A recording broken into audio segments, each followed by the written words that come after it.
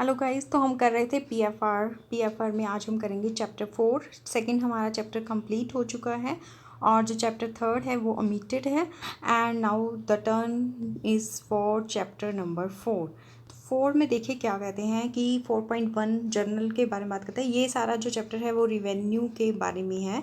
देखिए revenue receipt and their check, उनके ऊपर चेक क्या लगेगा। तो देखिए रिवेन्यू रिसीट के बारे में क्या कहा है। 4.1 किसकी ड्यूटी है? एडमिनिस्ट्रेटिव डिपार्टमेंट की ड्यूटी है कि रिवेन्यू का प्रॉपर कलेक्शन हो गया हो, जो भी डिपार्टमेंट उसके अंडर है। तो it is the duty of revenue और the administrative department concern to see that the due of the government are correctly and properly assessed, collected, paid into treasury. तो ट्रेजरी में रिसीव हो चुके हों। The departmental controlling officer should see that all the sum due to government are regularly and promptly assessed, realise duty credit into the treasury account. तो वही बात दोबारा से लिखी हुई है यहाँ पर। अगर हम बात करें नीचे, अगर रॉन्ग क्रेडिट की बात कर रहे हैं, तो अगर रॉन्ग क्रेडिट आ जाता है, if wrong credit does come to the notice of controlling officer, कोई गलत अमाउंट आ गया, he should at once inform the AG को इन्फॉर्म किया जाएगा with a view to correctness of amount. तो अमाउंट को करेक्ट किया जाए। If any credit are claim but not found in accounts, अगर क्रेडिट क्लेम किया गया है लेकिन अकाउंट में नहीं है, inquiry should be made first of responsible departmental officer concern. तो कंसर्न ऑफिसर उसकी इंक्वायरी करेगा। अब नोट नंबर 2 क्या कहता है कि डिपार्टमेंट ने क्या करना है, ट्रेजरी की रिटर्न से अपने अकाउंट्स को मेंटेन नहीं करना। ठीक है ना, ट्रेजरी ने रिटर्न बनाई है, अपने पर्पस के लिए बनाई है, लेकिन हमने उसे जस्ट रिकनसाइल पर्पज़ के लिए यूज़ कर सकते हैं, लेकिन उससे अकाउंट मेंटेन करने के लिए यूज़ नहीं किया जाएगा। तो अगर ट्रेजरी ऑफिसर चाहे तो अपनी रिटर्न की जो करेक्टनेस को चेक करना चाहता है, तो डिपार्टमेंटल वाउचर से वो करेक्टनेस को चेक कर सकता है। उसके बाद देखिए नेक्स्ट में क्या है, land and revenue for collection of revenue के बारे में बात किया गया है। तो land revenue fees, writ, warrant और अदर प्रोसीजर ऑफ कलेक्शन जो चलेगा वो भी क्या है, जो लैंड रिवेन्यू अथॉरिटीज़ हैं उनके थ्रू चलेगा, जो भी कलेक्शन का तरीका होगा। अब आ जाते हैं बात फाइन्स के बारे में। तो 4.3 क्या कहता है, फाइन के बारे में बात करता है। It is the duty of every court and authority having power to fine. तो कोर्ट के पास है पावर, और कोई भी ऐसी अथॉरिटी जिसके पास फाइन करने की पावर है, फाइन लगा सकता है। टू मेंटेन अ रजिस्टर, तो उसे क्या करना पड़ेगा, एक मेंटेन करना है register, giving the particular of each fine impose का रजिस्टर बनेगा। See that the money realise reach the treasury, और ये भी ध्यान रखना है कि जो फाइन उसने लगाया है वो ट्रेजरी तक पहुँचे भी। Adequate precautions are taken against the double refund of fine, in case कहीं पर फाइन को रिफंड भी करना है तो ये भी चेक करना है कि डबल रिफंड ना हो जाए। Refund of fine not actually paid into treasury, और ऐसा भी ना हो कि जो ट्रेजरी में आपके फाइन आया नहीं और उसका रिफंड हो गया। तो डबल रिफंड या फिर ऐसा रिफंड ना हो जो कि ट्रेजरी में आया ही नहीं। उसके बाद नीचे क्या लिखा हुआ है ये बारे में इसमें बताया गया कि हर एक कोर्ट को, सिविल जो क्रिमिनल कोर्ट है वो क्या करेगा, जो भी उसने फाइन लगाए होंगे उसके बारे में डिस्ट्रिक्ट जज और डिस्ट्रिक्ट मजिस्ट्रेट को क्या करेगा, लास्ट वर्किंग डे पर हर कैलेंडर मंथ के एक स्टेटमेंट प्रोवाइड की जाएगी showing the demand and collection and balance of fine. तो कितनी डिमांड मतलब फ़ाइन लगा, उसके बाद कलेक्शन कितनी हुई और उसके बाद बैलेंस ऑफ फाइन कितना पड़ा है। अब यहाँ पे तो मंथली जाएगा। उसके बाद देखिए जो डिस्ट्रिक्ट जज और मजिस्ट्रेट को क्या हुआ है, पहले कोर्ट से मिली है सारी स्टेटमेंट, अब डिस्ट्रिक्ट जज और मजिस्ट्रेट शुड बी कंसोलिडेट दी। तो जो जो कोर्ट उसके अंडर थे उनकी एक कंपाइल्ड मंथली स्टेटमेंट बनाई जाएगी और इसको फॉरवर्ड कर दिया जाएगा किसको, ट्रेजरी ऑफिसर को, as soon as possible after beginning of the month for verification of amount shown as remitted into treasury. तो ट्रेजरी को भेज दिया जाएगा कि वो उसकी करेक्टनेस को देखे कि जो भी फाइन के बारे में बताया गया है कि ट्रेजरी में पहुंच चुका है नहीं।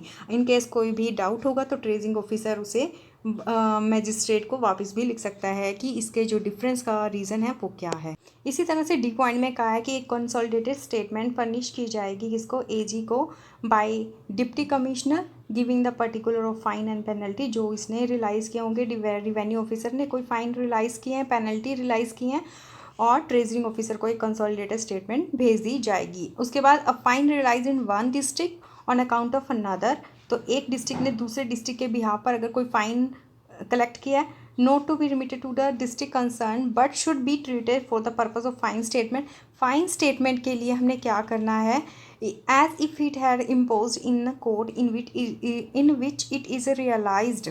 तो हमने इस तरीके से माना है कि इसी कोर्ट में ही क्या था, इसे लगाया गया था, क्योंकि अब हमने जो ट्रेजरी में जो स्टेटमेंट बनाकर भेजनी है वो तो सारे फाइन की आनी है ना, चाहे हमने वो किसी और के एडवाइस पर ही क्यों ना फाइन कलेक्ट किया हो। अब उसके बाद मिसलेनियस डिमांड का है, realisation of miscellaneous demand of government not falling under the ordinary revenue administration will be watch by AG. तो कोई भी बाकी जो भी मिसलेनियस रिसीट है उसकी जो वॉच होगी एजी के हाथ में। Such are the payment on account of contribution from local fund contractor और अदर टुवर्ड एस्टेब्लिशमेंट चार्जेस। तो इसकी एग्जांपल दिया है कि कौन सी पेमेंट्स की जो डिमांड है वो एजी वॉच करेगा। Classification of proceed of illicit cultivation, तो इलिसिट कल्टीवेशन की जो रिसीव है प्रोसीड है उसकी क्लासिफिकेशन के बारे में बात की है। नोट 3 के कहता है, in case in which the trespasser pay rent after mutual compromise with collector the rent paid should be credit to the head 0029 land revenue other receipt rent of land lease for a single year और harvest. तो इस code में जाकर classify हो जाएगा। उसी की तरह से in case where the offender is punished by magistrate with a fine और with in confiscation of growing crop growing on land if the crop have been cut with assessed value. तो इसी तरह से अगर क्या हो गया है, क्रॉप की हार्वेस्टिंग कर दी है, ऑफेंडर्स ने की है, then the amount recover should be credited to 0029 land revenue 800 other receipt fine and forfeiture of revenue department. तो ये उसके हेड बताए गए हैं, आपको जस्ट एक रिमेंबर रखना है। अगर इन केस वैसे तो ये इतना इंपॉर्टेंट है नहीं।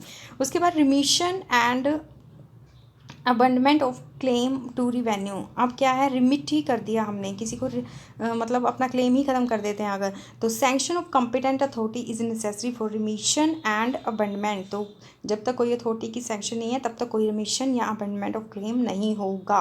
अब वह बात आती है ऑडिट करवाने की। जो भी रिसीट है अगर उनको ऑडिट डिपार्टमेंट को दे दिया जाता है, when the audit of receipt of any department of government interested to CAG को दे दिया कोई, अगर हमने ऑडिट रिसीट का, it will be conducted in accordance with the regulation given below. तो जो नीचे रेगुलेशंस दिए हैं इसके अकॉर्डिंग रेगुलेशन होंगी। A list of account of receipt the audit of which has been entrusted by public government to the CAG is given in annexure to this chapter. तो जो जो ऑडिट को दिया हुआ है, रिसीट की ऑडिट दी हुई हैं, वो अंडर अनेक्चर में सारी स्पेसिफाई हैं जो इस चैप्टर के साथ लगा हुआ है अनेक्चर। उसके बाद regulation for conduct of audit, अभी हमने बात की कि उसका ऑडिट कैसे होगा। जो भी हमने सीएजी को रिसीट क्या दी हैं ऑडिट करने के लिए, तो उनकी रेगुलेशन के बारे में थोड़ा सा बताया गया है। तो देखिए फर्स्ट क्या है,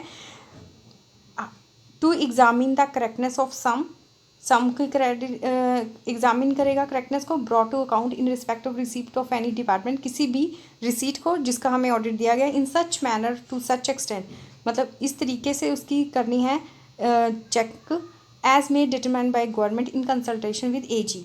तो जो भी हमने एक्सटेंट रूल्स में लिखा है उसके अकॉर्डिंग, जो गवर्नमेंट ने डिसाइड किए हैं रूल्स, उसके मेथड के अकॉर्डिंग उसकी करेक्टनेस को डिफाइन किया जाएगा। दूसरा, कंसल्टेशन किसकी ली जाएगी, एजी की कंसल्टेशन के साथ। उसके बाद in conducting the audit of receipt of any government department the chief aim should be to ascertain that adequate regulation procedure has been frame to secure the effective check on assessment collection and proper allocation.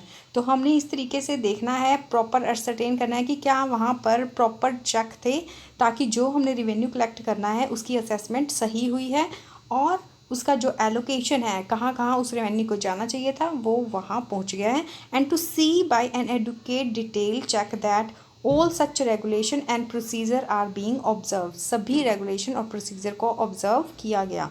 उसके बाद third point क्या कहता है, in audit of receipt it would be necessary in case of a department which is receiver of public money. तो कहाँ किसके बारे में बात कर रहे हैं, ऐसे डिपार्टमेंट जहाँ पर पब्लिक मनी रिसीव हो रही है, to ascertain what check are imposed against the commission of irregularity at the various stages। मतलब इरेगुलरिटी को कैसे पता लगेगा, उसके लिए हमने क्या चेक लगाए हैं, किस तरीके की इरेगुलरिटी, कलेक्शन में, उसकी अकाउंटिंग में तो कोई गलती नहीं है, and to suggest any appropriate improvement in procedure, और प्रोसीजर में किस तरीके से इम्प्रूवमेंट होगी ऑडिट का ही काम है कि उसकी एडवाइस किया जाए। उसके बाद in no case however should independent inquiry be made among the tax payer और द जनरल पब्लिक, कोई इंडिपेंडेंट इंक्वायरी जनरल पब्लिक में मेड नहीं की जाएगी। और it should confine itself to calling upon the executive to furnish the necessary information in case of difficulty, it should confirm with administrative authority concern. तो इसका मतलब ये क्या कहना चाह रहे हैं कि ऑडिट का जो दायरा है वो कहाँ तक है, एग्जीक्यूटिव तक है, मतलब जिस डिपार्टमेंट का ऑडिट दिया है उनके जो वर्किंग ऑफिशियल्स हैं उनसे वो कंसर्न इन्फॉर्मेशन इंक्वायरी कर सकते हैं। जनरल पब्लिक में जाकर इंक्वायरी नहीं होल्ड की जाएगी। इनकेस उसे कोई भी डिफ़िकल्टी है तो वो एडमिनिस्ट्रेटिव अथॉरिटी के साथ बात कर सकता है। उसके बाद फोर्थ है the audit of receipt should be regulated mainly with reference to statutory provision or financial rule or order which are applicable to particular receipt involved। तो जब भी ऑडिट किया जाएगा तो रूल रेगुलेशन, कोई स्टैट्यूटरी प्रोविज़न है, कोई एक्ट है, कोई ऑर्डर निकले हैं, उन सब की कंसीडर कर कर ही चेकिंग की जानी चाहिए। It is however rarely if ever duty of audit to caution an authoritative interpretation of such rule and order. In no case may audit review a judicial decision। तो मतलब उसका जो दायरा है वो कहाँ तक है, ऑर्डर के जो उसका मीनिंग निकलता है वही है, उसका खुद से कोई इंटरप्रिटेशन नहीं निकाल सकता, ना ही कोई जुडिशियल जो जजमेंट्स आई हुई हैं उनका खुद रिव्यू करेगा, मतलब अपने अकॉर्डिंग उसने मीनिंग नहीं निकालने, जो रूल एंड रेगुलेशन बोल रहे हैं उन्हीं तक उसे अपने आप को रिस्ट्रिक्ट करना होगा। उसके बाद whether any financial rule or order applicable to the case prescribe the scale periodicity of recovery, it will be the duty of audit to see as far as possible there is no deviation with proper authorities from such scale or periodicity। तो मतलब किसी भी financial rule में लिखा हुआ है कि इस पीरियड तक ये ड्यूज हो जाने चाहिए जमा, या फिर कोई स्केल के रिगार्डिंग बात की है तो उस चीज़ को भी ध्यान रखना है कि उन चीज़ों से डेविएट ना हो रखे हों रूल्स डिपार्टमेंट में। उसके बाद ऑर्डिनरी और will see the no amount due to the government left outstanding, कोई भी अमाउंट आउटस्टैंडिंग ना रहा हो विदाउट सफिशिएंट रीजन, जब तक कोई उसका सफिशिएंट रीज़न ना हो। उसके बाद procedure prescribe by CAG for raising and pursuing audit objection in relation to expenditure including the power of audit officer to waive the recovery of government due under certain conditions shall apply mutatis mutandis in respect of audit objection on any amount of receipt। तो ये तो था chapter 4। उसके साथ लगा हुआ है annexure. आते हैं डिटेल ऑफ अनेक्जर। अनेक्जर देखो अभी हम 4.7 पढ़कर आए हैं, उसमें लिखा हुआ था कि लिस्ट ऑफ अकाउंट बताए गए हैं किसके अंदर, अनेक्जर के अंदर, जिनका ऑडिट किया जाएगा बाय CAG। तो वो कौन कौन से हैं देखिए, सबसे पहले गवर्नमेंट प्रेस, उसके बाद रिसीट कौन सी है, recovery on account of cost of establishment के रिगार्डिंग कोई भी हमने रिकवरी की है, इंटरेस्ट ऑन लोन का अकाउंट है। उसके बाद contribution payable under order of government by local funds and other body, receipt in aid of superannuation fee for government audit, revenue realized by officer of PWD, rent of building belonging to PWD, of electrical water supply, convict and reformatory charges covered under part B state, recovery on account of rent of furniture, copying agency account, central museum account, except fee account of special conongos। अब ये तो था हमारा annexure जो list of account of receipt जो कि audit के दायरे में है। ये हो गया हमारा चैप्टर नंबर 4 कंप्लीट। तो होप सो आपको समझ में आया होगा। In case any query please write in comment section. Thank you so much for watching my video. Keep share and subscribe.